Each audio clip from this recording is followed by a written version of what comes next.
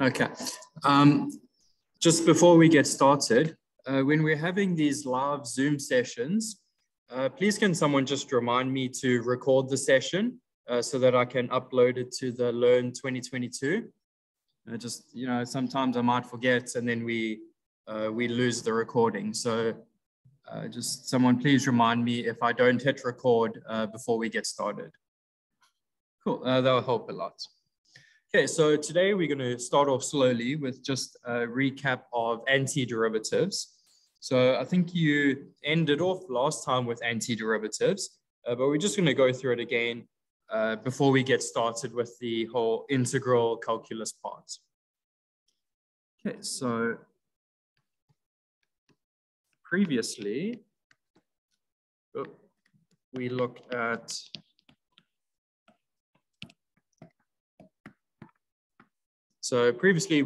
taking some function f and finding f prime. So we took some function and using the derivative laws and rules, we took f and we found f prime. So another way of writing this out is something like we were given f and we used that d by dx operator. And with that, we found f prime. Okay, now we know that we could do this again. We could use d by dx again, and we could find f double prime. In other words, the second derivative. So what we're going to do now with antiderivatives is we're going to see, can we take this chain, so f prime, f double prime, can we go backwards? In other words, given this function f, can we find a capital F such that we do the same thing with d by dx and we get back to our original function f? In other words, we want to go backwards along this chain. Okay, is that possible? Can we do that? Okay, so this capital F, we know that this is called the antiderivative. You can think of it like if we start off with this little f, if we move forward, we take the derivative. If we move back, we take the antiderivative because we're going backwards. So we can write this like going this way is taking the derivative. Right, so we always start here with our function f. And if we go the other way, we call that the antiderivative. Okay, so that's the idea that you should keep in mind. We start off with this little function in the middle, f.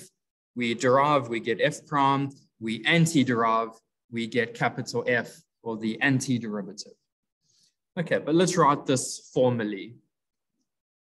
Okay, so we do that with the help of a definition.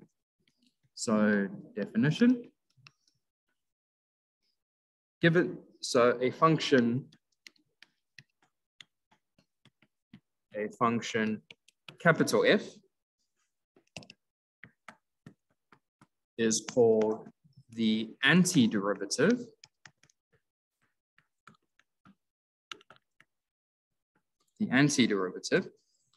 of little f, so that's the function that we're given, on an interval.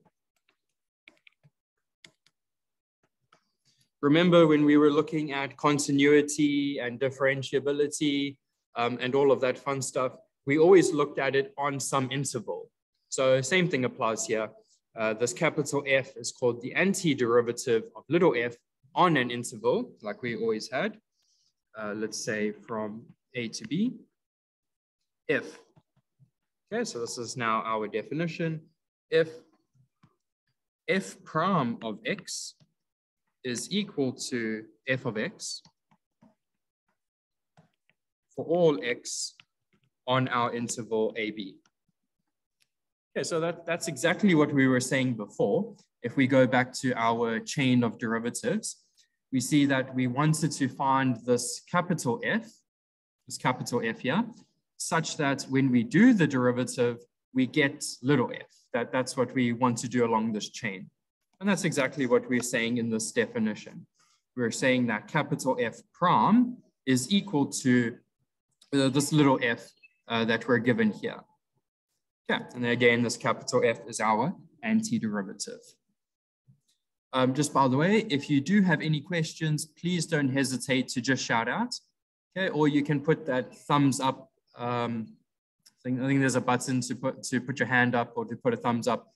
Anything like that, just grab my attention and I'll help you out. Okay, I don't mind being interrupted if you have a question.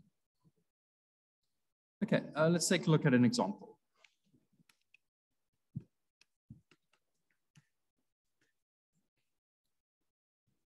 Okay, so given the function,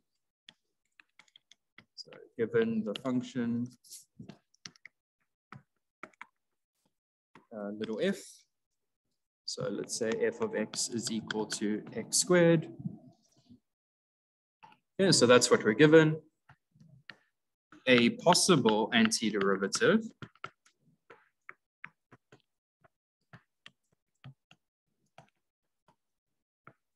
okay, now I'll get to this part now while I'm saying it's only a possible antiderivative. So just a little spoiler, there's more than one possible antiderivative.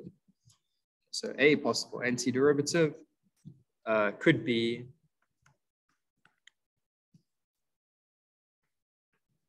and then we say capital F of x is equal to 1/3 x cubed.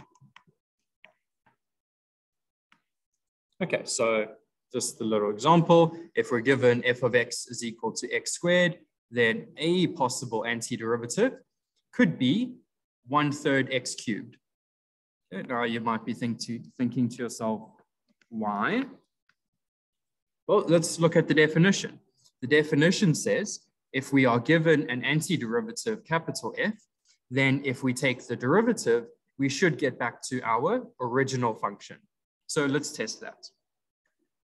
So f prime of x is equal to d by dx of 1/3 x cubed.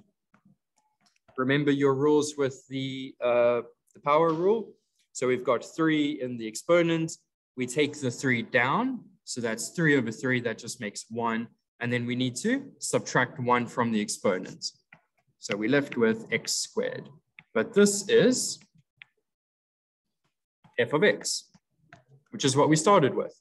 So that means this capital F, 1/3 x cubed, is an antiderivative. So check.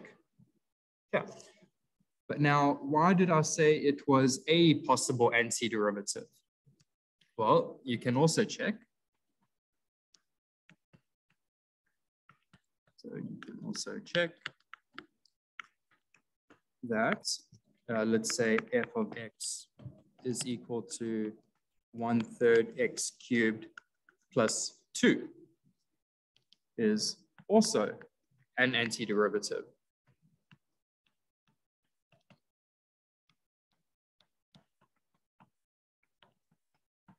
Yeah, so we can have more than one antiderivative. Let's check this. So why? Well, let's look at f prime. So f prime of x is equal to d by dx of 1/3 x cubed plus 2. Okay, so we already did the derivative of the first one. So remember, we take the 3 down. So 3 divided by 3, that's just going to be 1. We subtract 1 from the exponent, so that makes it 2. So we get x squared. And then the derivative of a constant is just 0. So plus 0. But again, that's just x squared. So we see that adding 2 didn't do anything. So we added 2 and it's still an antiderivative. So in general, if f of x is an antiderivative, so again, an antiderivative, so it's more than one,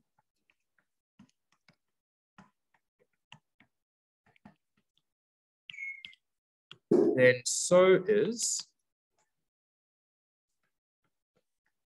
f of x plus c. where C is some constant.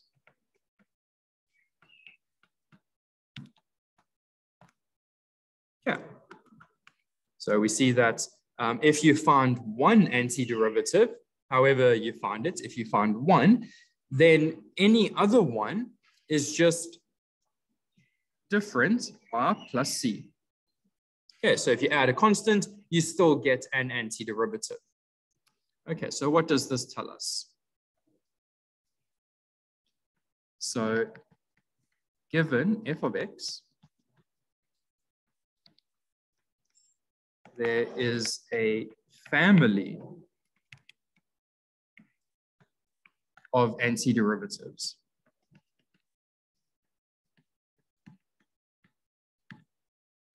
Oops, derivatives.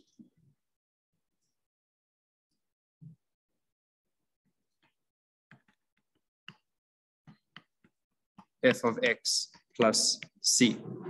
Okay, so for every constant that you choose, that is a different antiderivative or a different family member. So each constant, c, gives us a new antiderivative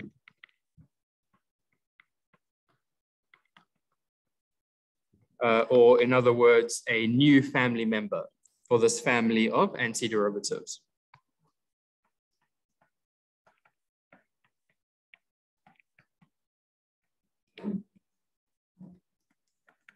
Okay, so when you are finding these antiderivatives for some given function, you need to remember that you're not finding just one antiderivative. It's actually a whole family of antiderivatives that you need to look for. So like the typical question would be, find the family of antiderivatives for a given function. Or another way of phrasing it is finding the general antiderivative. So we can say it as the family of antiderivatives.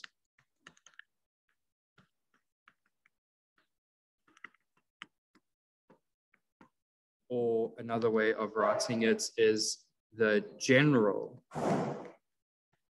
So you can have the family of antiderivatives, or you can have the general antiderivative. Okay, but that's just terminology that we use. Okay, so whenever you ask to find the family of antiderivatives or the general antiderivative, we're looking for this capital F. We'll see now how to find that. So this capital F, but always remember to add C, okay, because that gives us all the possibilities. Okay, are there any questions so far?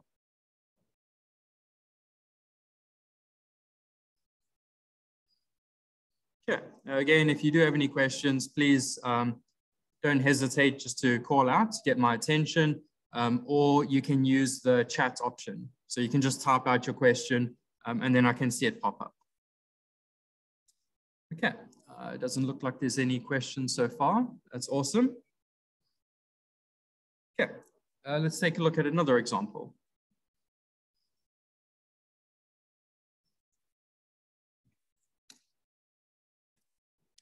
Okay, so let's say example.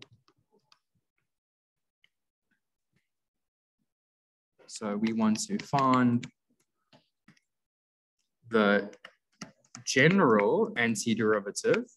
So remember, whenever you see that general, that means you must always add the plus C because you want to find the family of antiderivatives.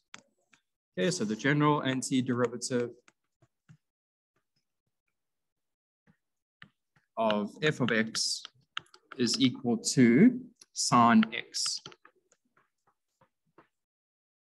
Yeah, that's our goal. We want to find the general antiderivative of sine x. Okay, so what do we actually have to do? So the goal is to find a function, capital F. Remember, that's what we called the antiderivative. So we want to find a function, capital F, such that f prime of x is equal to f of x. That's the goal. Okay, so what do we know about these trig functions, sine and cosine? Well, we know that when we take the derivative of either sine or cosine, we know that it turns into the other one. Okay, so let's have a look at that. So, just a little note, d by dx of cos x. Okay, anyone know the derivative of cos x?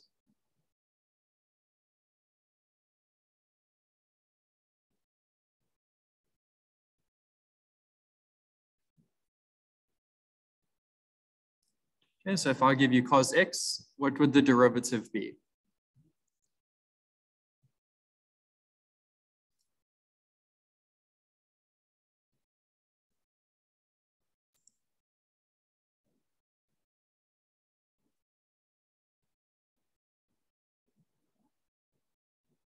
Any ideas?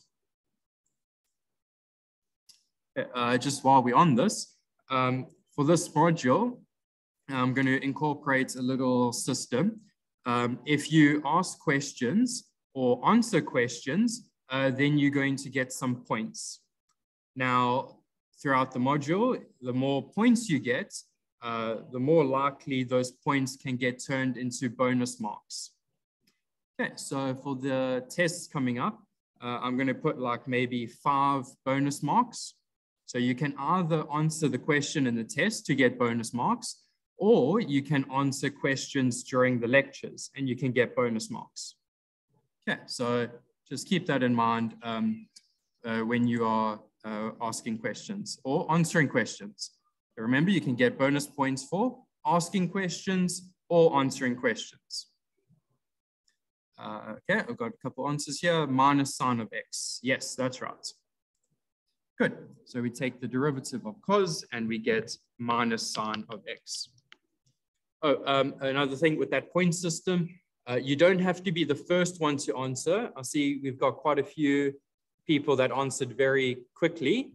All of you will be getting points. So I see there's like a couple seconds between you. So if you answer all at the same time, you all get the points. Yeah, and then those can be converted into bonus marks for your tests. Okay, I'll keep track of all of that. Okay, so the derivative of cos gives us minus sine. Okay, but we don't want this minus sine over here. Remember, our original function was just sine. So let's take this minus to the other side. Okay, so we have d by dx of minus cos x equals sine x. And remember, that was our f of x. That's what we started with. Okay, so what do we notice here? Let me just highlight this here. So we have the derivative of some function is equal to our original function. So what does this mean for minus cos x? Well, that means this is our f of x. So why? Well, because f prime of x needs to be equal to f of x. So we see here that f of x, or in other words, the antiderivative of sine is going to be minus cosine of x, but we're not done yet. We have to add c. Always plus c. Okay, so it's something like that. Any questions about this example?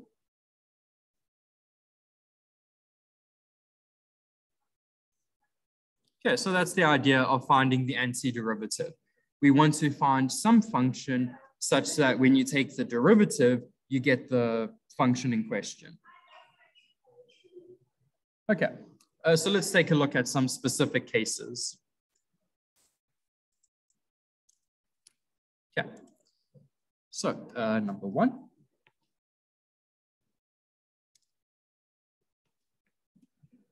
Okay, so the first case we're going to look at are the antiderivatives of polynomials.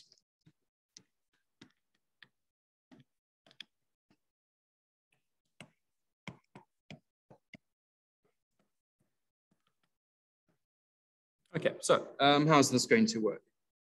So remember, so polynomial, we can write it quite easily just as f of x is equal to x to the n.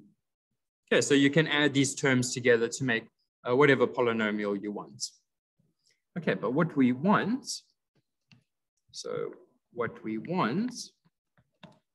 is capital F of x. Okay, that's what we want. We're given little f of x, we want capital F of x. Okay, so let's guess a possible solution.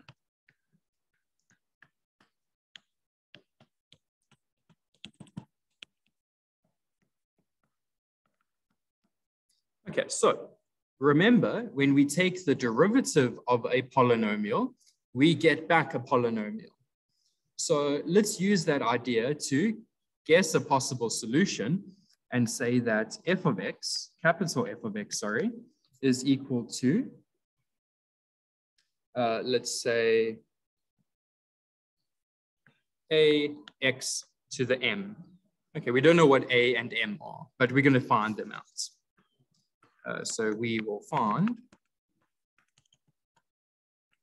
a and m. Okay, we don't know what they are, but this is just a guess at what the possible solution will be. Okay, so remember the rule. The rule was f prime of x needs to equal f of x. That was the rule. So let's apply the rule to our given guess. Okay, so the derivative of our guess, remember, we're going to take the m down. So it will be m a x to the m minus 1. That's just applying the power rule. Okay, nothing too crazy there. What is f of x? Well, that is x to the n. Okay, that's just given to us already. Okay, but we can use this to find our values of a and m. Because notice, this coefficient must be equal to this coefficient. And this power must be equal to this power because the left and the right are equal.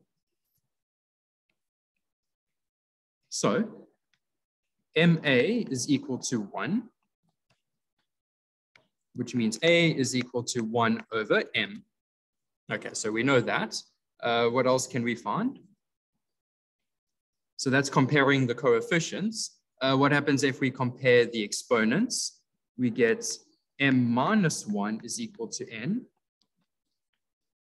So m is equal to n plus 1. Okay, so we've got our two things now.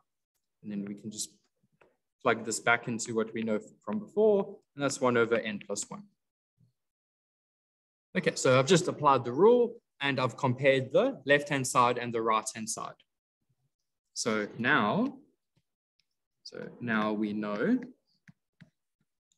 that f of x is equal to, remember what we said before? It was a times x to the power m. Okay, so a times x to the power m. A is 1 over n plus 1. That's over here. We have there. So that will be x. And then we said it was to the power m, but m is n plus 1. Okay, so given f of x is equal to x to the n. Okay, so this gives us a nice rule of finding the antiderivative for polynomial functions.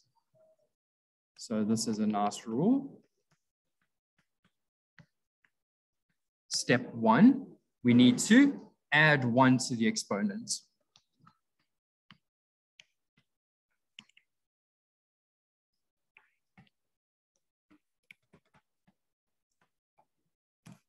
Okay, and step 2, divide by the new exponent.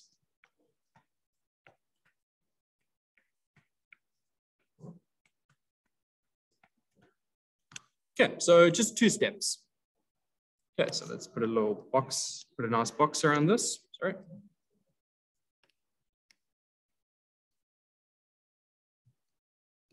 Okay, so whenever you're given a polynomial, you look at each of the individual terms. If you want to find the antiderivative, you add 1 to the exponent, and then you divide by the new exponent. Okay, so that's what we've got over here, but just written in words if you want to remember it like that. Okay, any questions about this rule?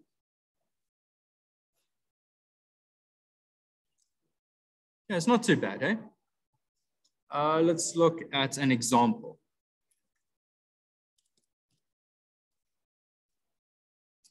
Okay, so we've got an example.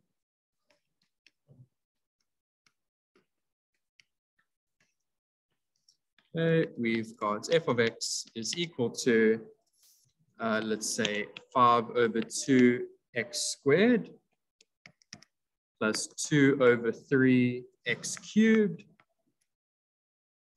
plus 1/4 x to the 4. Okay, something like that. Okay, so we want to find the antiderivative of this polynomial. What do we need to do? Well, let's write down capital F of x. Okay, now we're going to look at each term. We're going to add 1 to the exponent and then divide. So the first term, that has an exponent of 2. So we're going to add 1 to the exponent. So that makes it a 3.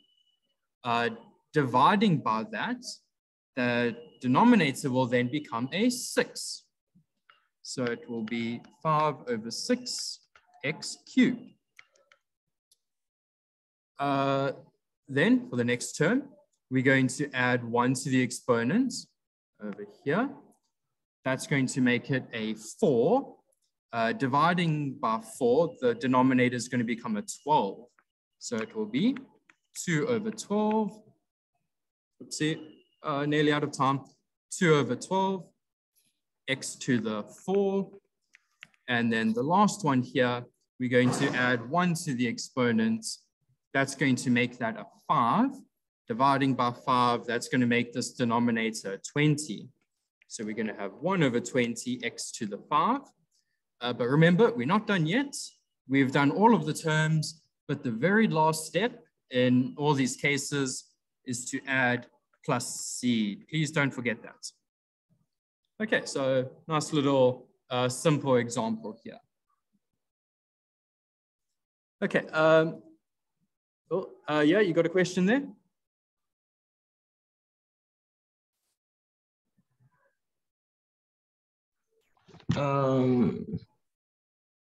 Can we simplify 2 over 12? 2 over 12. 6? Oh, yeah, Yes. you can do that. Yeah, so this will be okay. 5 over 6 x cubed. That will be 1 over 6. Yeah, you're right there. X to the 4, 1 over 20, x to the 5 plus c. So yeah, you can simplify your fractions there. Cool. Okay, any other questions?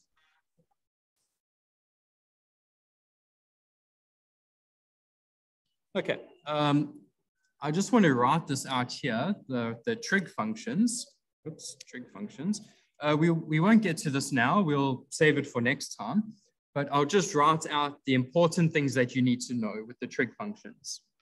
So if f of x is equal to cos x,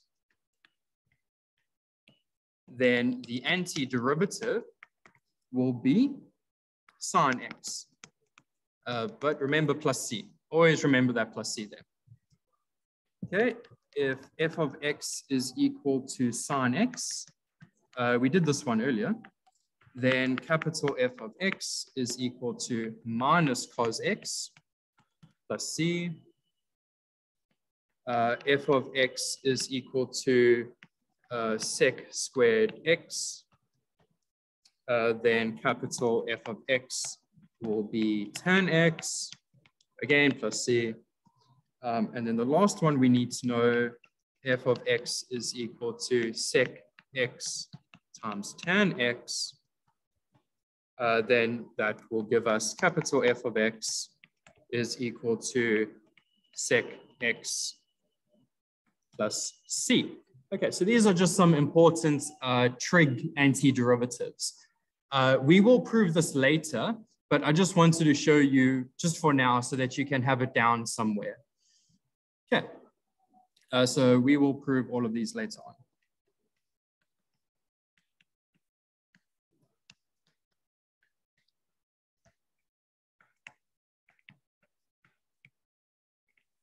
Okay, so don't worry that I'm just putting this here without any explanation. We will get to this next time. Okay, I think we've got time for one more thing. And that is the special case of f of x is equal to 1 over x. Okay, so this over here, you might think that this is a power rule because this is x to the minus 1, right? You might think that this is like a power rule. Remember, you add 1 to the exponent and then divide. Let's try that. Let's try the power rule. Okay, so remember, what do? We add 1 to the exponent and then divide by the new exponent. So if I add 1 to the exponent, I'm going to get 0. Oh, there's a problem there, because we would get 1 over 0, x to the 0. Okay, but this makes no sense.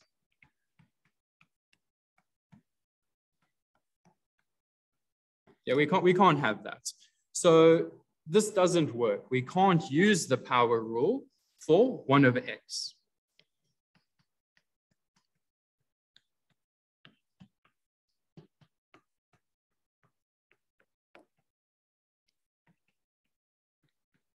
For f of x equals 1 over x. Okay, we can't use the power rule. Okay, but I'm going to set this as a little homework exercise for today. If you remember back to when you did derivatives of inverse functions. So remember derivatives of inverse functions.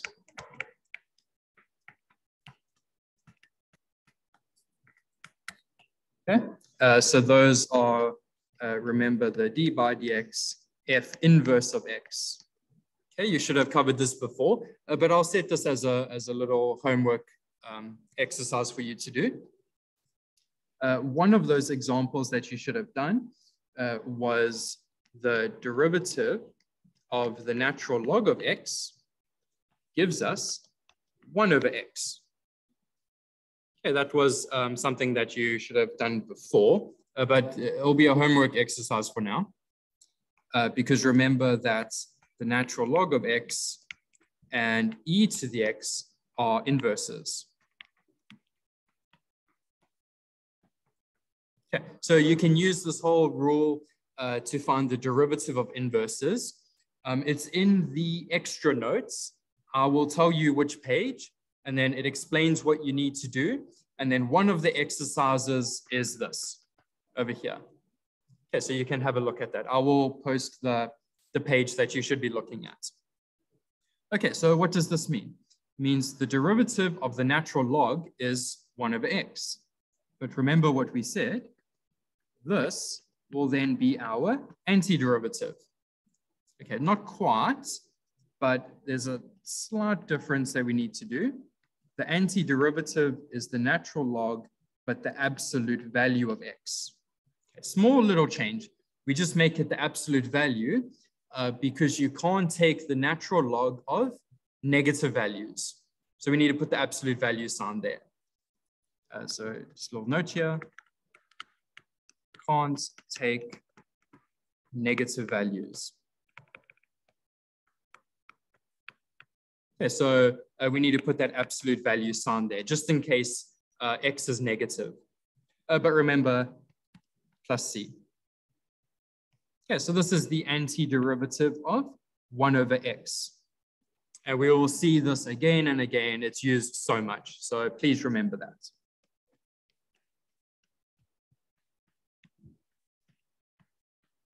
Please remember this fact.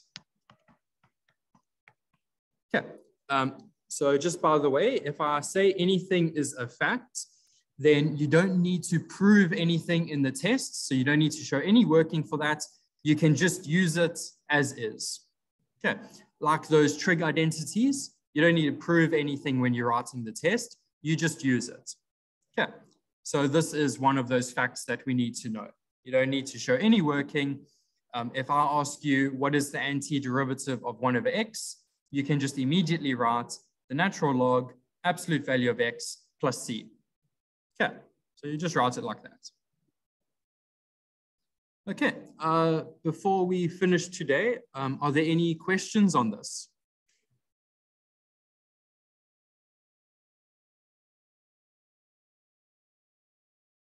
Okay, no questions. If you do have any questions later on, please don't hesitate to email me or WhatsApp, on that group. Okay, and then I can answer you there. Just before you go, I will post a link to a Google Forms, and it will just be a short little survey where you can review, how the lecture's been. So you can say if I've been a good lecturer or not, or any comments you want to make. It is fully anonymous, okay? So I won't have your names or anything. It's just for me to get some feedback on how things are. Okay. So, and there's a little comment section. If you want me to go slower, you can let me know. If you want me to go faster, maybe you want more examples and so on, you can let me know there. Okay, it's fully anonymous, so don't worry about that. Okay. Yeah, awesome. So that's it for today. Tomorrow, we will be looking at proving these antiderivatives of trig functions. So we'll get all of that done. And then we will move on to the, please upload recording. Yeah, recordings, everything will be uploaded. Don't worry about it.